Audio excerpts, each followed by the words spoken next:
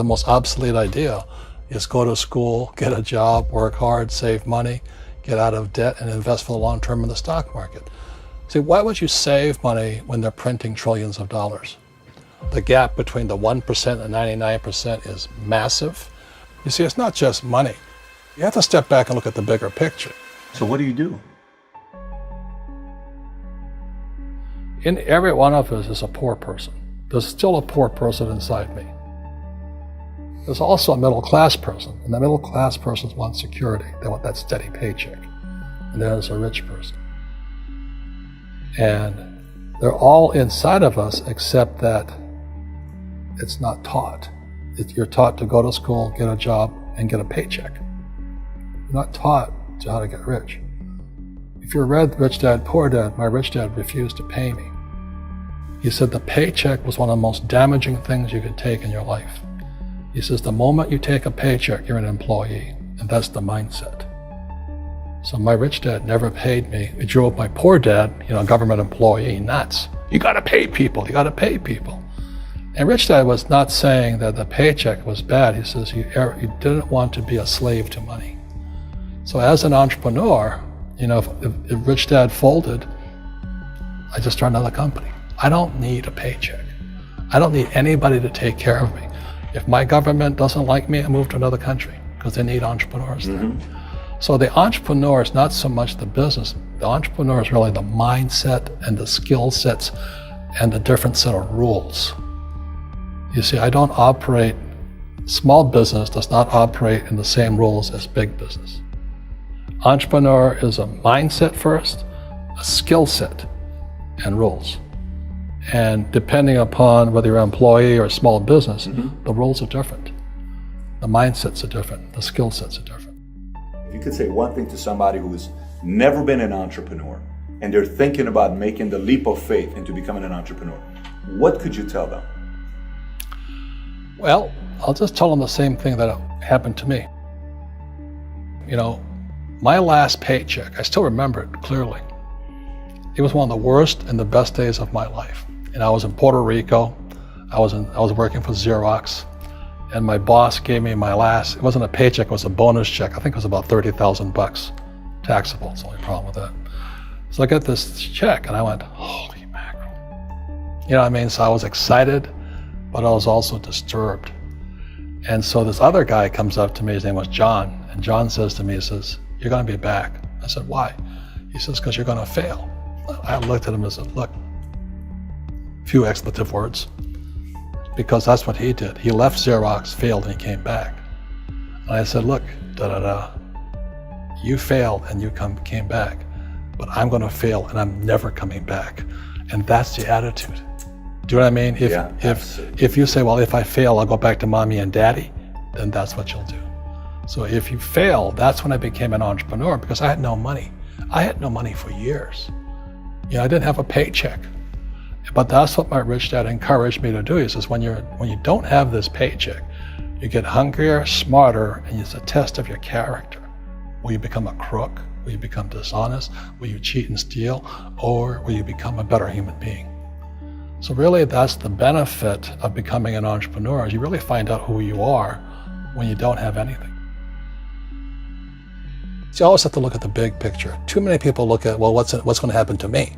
When you look at the big picture, you're also going to know that when something bad happens, something good's going to happen. But you got to prepare for whatever is coming. If you think next 20 years will be like the last 20 years, you're going to get creamed.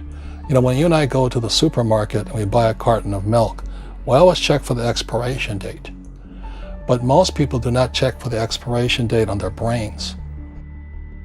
Instead of get out of debt, I get into debt. I just refinanced $300 million in debt. I went from 5% to 2.5% interest. I made a fortune. Every month, more money comes in because my cost of money has gone down. So while some financial experts are saying get out of debt, I'm saying learn how to use debt. See, when I came back from in Vietnam in January of '73, the first thing my rich dad said to me was go to school to learn how to invest in real estate. It wasn't real estate, it was how to use debt and taxes. Debt and taxes make the rich richer. Debt and taxes make the poor, the middle class, poor. So all the rich guys who are doctors and lawyers or, those guys, they're getting creamed and they don't know why. Doctors are getting creamed.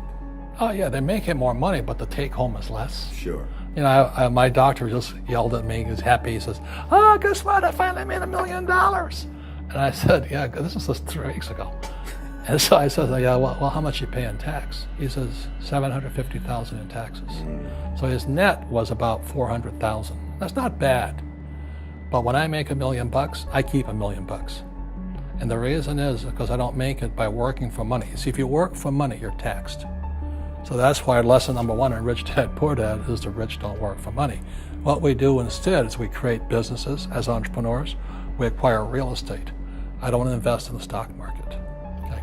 So the reason is because as entrepreneurs, I have more control over my income, how much I make, and how much I pay in taxes.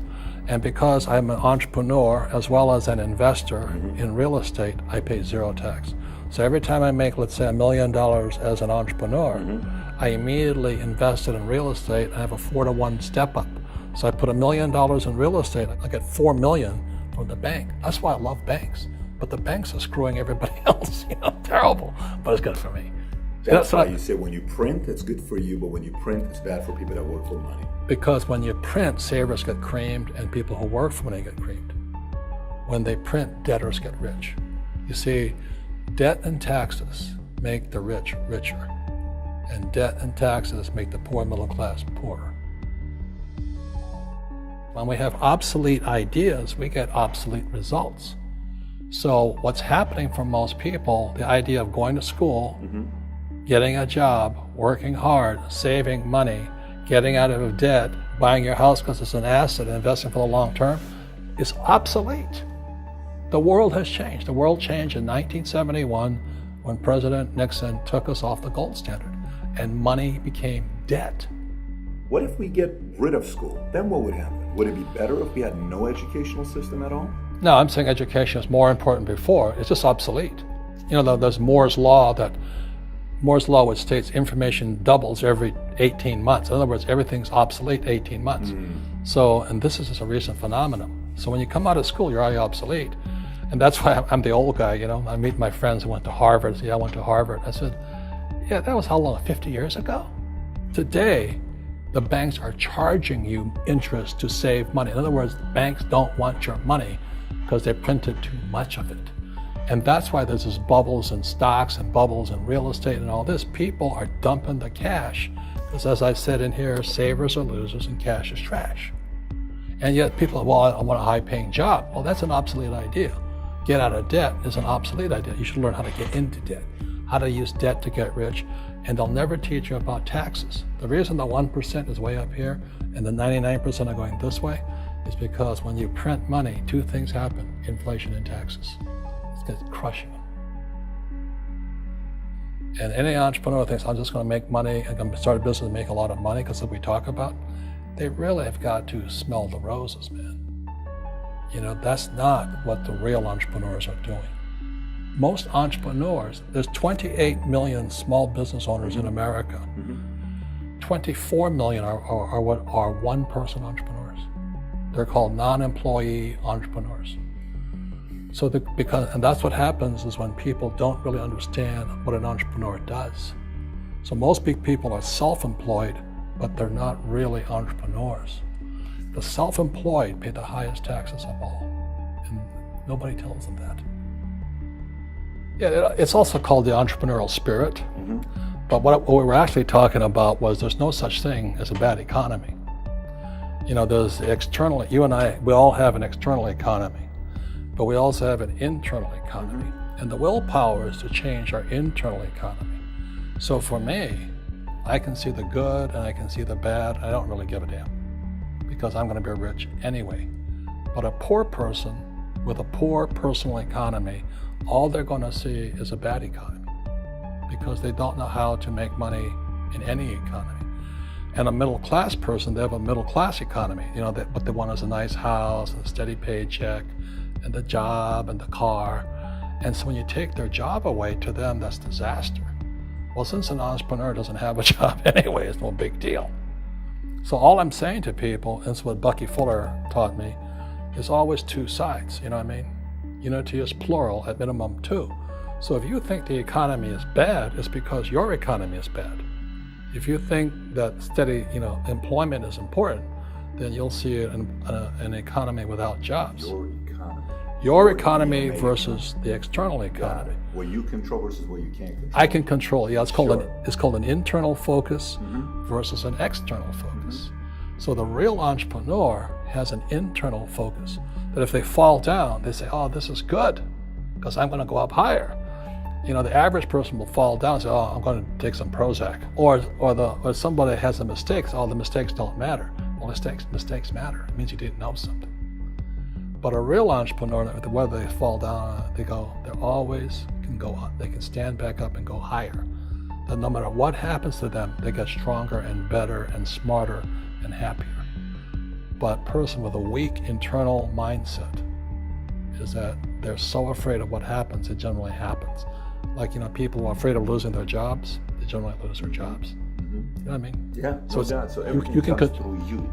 Yeah, so the entrepreneur first job is to control inside here, not outside there. The moment you take that paycheck, you're an employee. You've got to be stronger than that. It's about inside control.